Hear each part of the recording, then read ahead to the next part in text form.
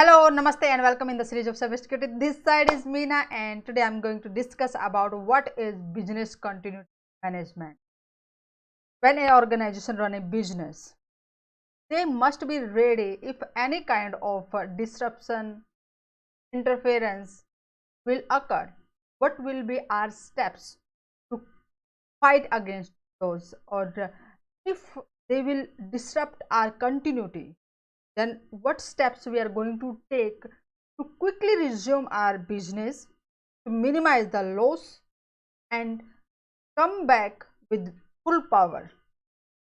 Business continuity plan must be for very essential for our organization.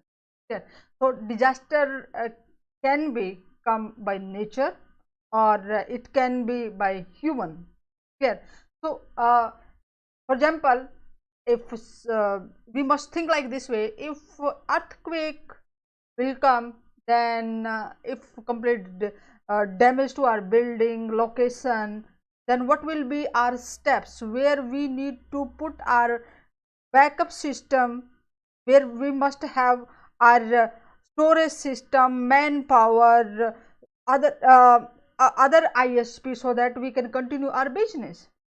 Okay. Or flood, storm, or if any disaster will happen, like some kind of cyber attack will happen, or the political changes or the policies change in the local level, or the international level, if our company is just dealing at international level.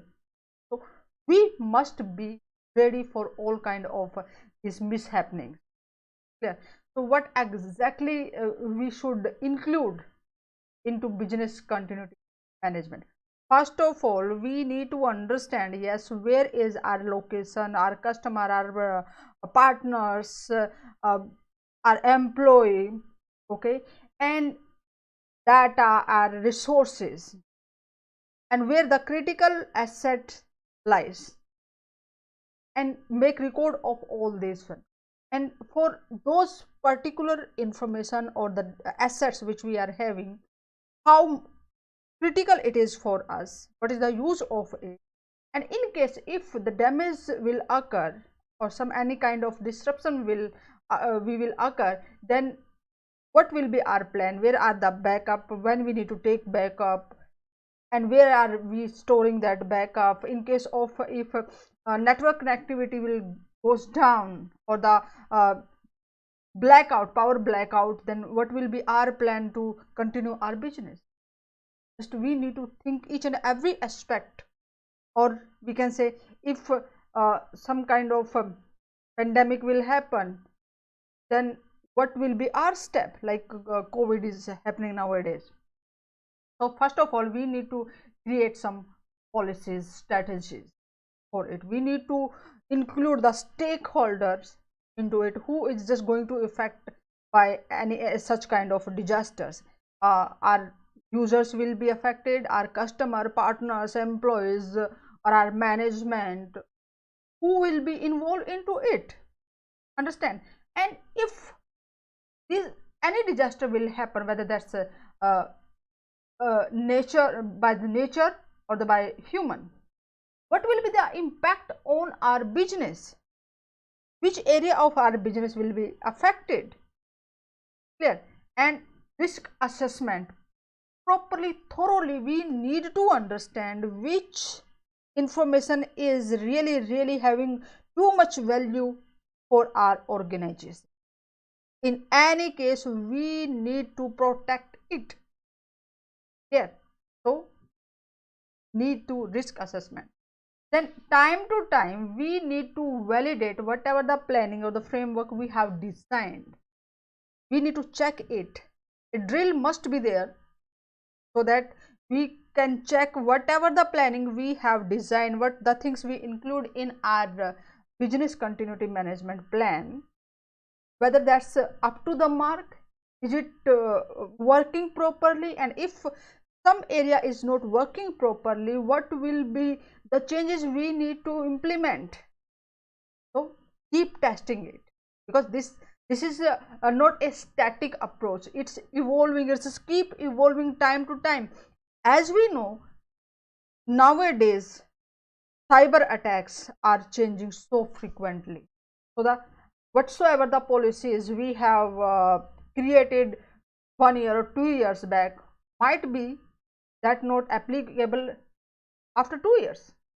Okay? So just we need to keep reviewing what are the incidents right now is happening, what the policies or the security appliances we are using, whether those are sufficient to fight against those kind of attack or not. Okay, we must create a checklist of the all the incident identification. If a earthquake will disrupt our services, then what will be our step? If cyber attack will happen, what will be our step? In the, for example, say ransomware or the DDoS kind of attack will happen, who are the responsible person to take steps for such kind of incidents? Okay, separate team for separate type of disaster for different disasters, understand? So who are going to report, who are just having eyes on the progress, each and everything we need to include into it.